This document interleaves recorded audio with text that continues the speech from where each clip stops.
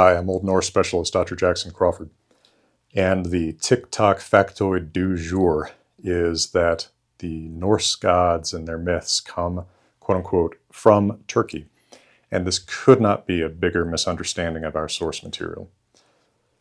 We know our stories of the Norse gods from two main sources written down in Iceland in the 1200s. These are called the Poetic Edda and the Prose Edda.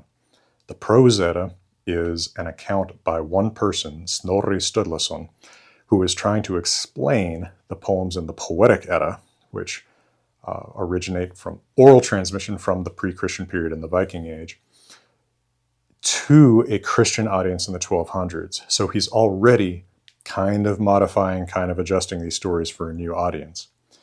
And because he lives in a Christian society and is a devout Christian, he wants to justify his interest in these stories and the old gods by saying they're not really gods.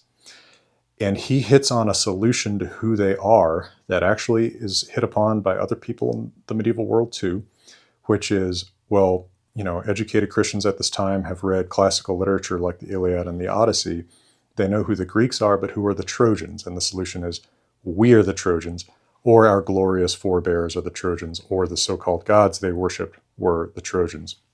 So Snorri says, okay, so I'm going to take the Norse gods and I'm going to figure out who they are in the Trojan stories. And he forces their names to kind of fit.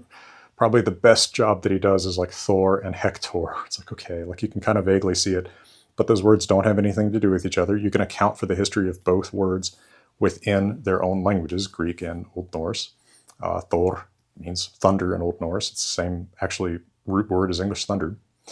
But he jams all these names together and he says, see, that's who they are. And what he's trying to do is say our ancestors weren't evil for worshiping other gods. They were misled by these fantastic human beings from far away who came and convinced them that they were gods.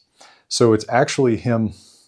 It's a strange example of the much dreaded, quote unquote, Christian influence on these stories that Snorri is trying to make his forebears look better in medieval Christian eyes by saying, well, no, these were actually Trojans who showed up and misled them.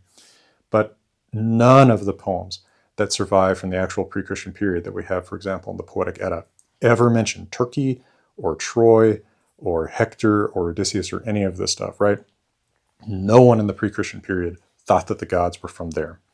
And Snorri's identification of, like Asia with Oscar, they're completely fictional.